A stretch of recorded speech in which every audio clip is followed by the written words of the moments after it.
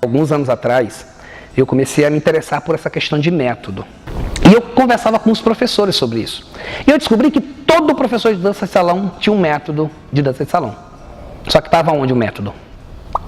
Na cabeça dele. O método dele era na cabeça dele. Na cabeça de muita gente, o método é o quê? Não, 10 minutos eu faço aquecimento, 30 minutos eu dou um passo, 10 minutos eu pratico, 10 minutos eu encerro. E isso é uma estrutura de aula, não quer dizer que seja um método. Uma das coisas que me fascinou muito dentro da dança de salão foi descobrir um método, por exemplo, da Oito Tempos.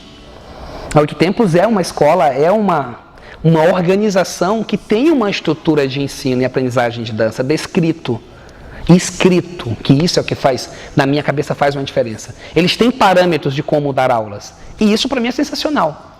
Esse teu método está escrito, porque ele ficando escrito, ele dá muita clareza para você. Hoje em dia, uma aula básica de dança de salão regular, ela funciona assim, ó. Os alunos chegam na sala, você põe uma música de frente para o espelho e puxa uma aula, um movimento solto para aquecimento. Terminando esse movimento solto, você manda juntar os pares para dançar uma outra música. Terminando, você passa um passo. E trabalha esse passo durante a aula inteira. Alguns professores passam mais tempo falando, explicando o passo, do que praticando. Outros praticam na mesma proporção, meio a meio. Explica, ensina. E aí esse passo é juntado com outro passo, que é juntado com outro passo, que forma uma sequência.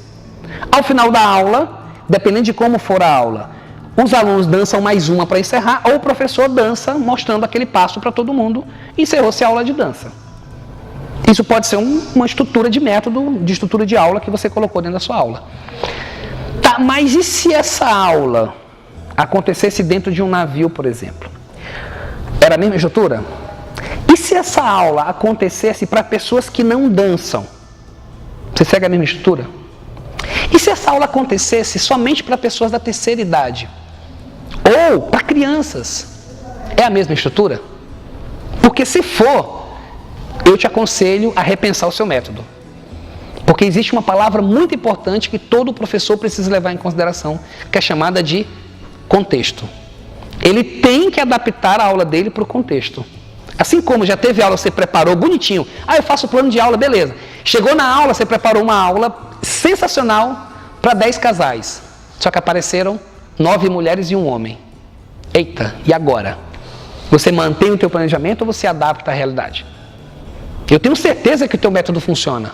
Porque você deve já estar trabalhando com ele há muito tempo. Mas você tem, por exemplo, você tem celular, smartphone hoje, a maioria das pessoas tem, né? Você percebe que de vez em quando tem um negócio chamado atualização?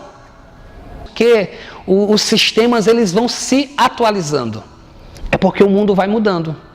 É porque novas informações vão chegando. Será que você está dando aula ainda como se dava aula 10, 15 anos atrás? Depois de toda essa mudança do mundo, será que você se relaciona com seu aluno da mesma forma que você se relacionava há 10, 15 anos atrás? Se sim, cara, está na hora de se atualizar. Existem várias formas de se atualizar. Mas a primeira forma e a mais importante é você entendendo que você precisa conhecer todos ou uma grande parte, porque eu não vou dizer todos, que seria exagero, mas uma grande parte dos recursos que existem hoje para você melhorar, acelerar, simplificar e atualizar o teu sistema, o teu método de ensino.